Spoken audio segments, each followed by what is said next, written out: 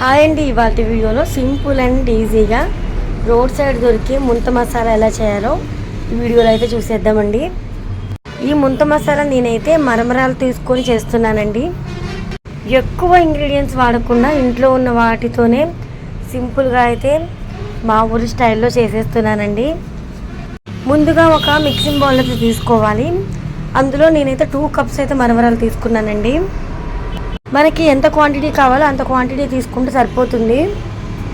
చాలా సన్నగా తరిగి అయితే తీసుకోవాలండి పచ్చిమిర్చి తరుగుని.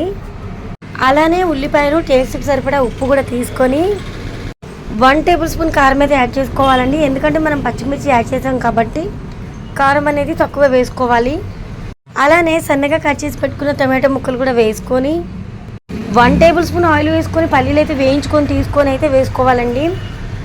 ఆయిల్లో వేయించిన పల్లీలు తీసుకొని ఆ తర్వాత చిటికెడు మసాలా పౌడర్ కానీ లేదంటే చాట్ మసాలా కానీ తీసుకోండి. వీడియోలో క్లియర్గా కనబడడం కోసం నేను ఇక్కడ చిన్న బౌల్ అయితే వాడానండి.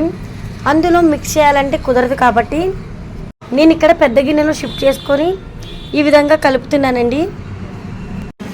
ఇక్కడ మీరు ఒకసారి గమనించినట్లయితే నేను వీడియోలో ఏ విధంగా అయితే కలుపుతున్నానో అదేవిధంగా చక్కగా కారం, మసాలా, మనం వేసిన ఇంగ్రీడియంట్స్ అన్నీ కూడా మరమరాలకు పట్టేలాగా కలిపేసుకోవాలి.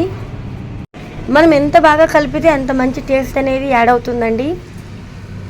ఇందులో మీరు అవసరం అనుకుంటే కొత్తిమీర కూడా వేసుకోవచ్చు, కానీ నేనైతే వేయట్లేదు. ఇలా కలిపిన తర్వాత ఫైనల్గా లెమన్ అయితే పిండేసేయండి. లెమన్ జ్యూస్ వేసుకున్న తర్వాత కూడా ఒకసారి ఈ విధంగా కలిపి ఆ తర్వాత సర్వ్ చేసుకోవడమేనండి. సాయంత్రం వేళ మనం బయట స్ట్రీట్లో తినే ముంత మసాలా ఇంట్లోనే ఎలా ప్రిపేర్ చేసుకోవాలో చూసాం కదా. ఓన్లీ ఒక్క 2 మినిట్స్ టైం చాలండి. 2 మినిట్స్ మనం టైం తీసుకొని చేసేయచ్చు. వీడియో నచ్చితే లైక్ చేసి ఛానల్కి సబ్స్క్రైబ్ అవ్వండి.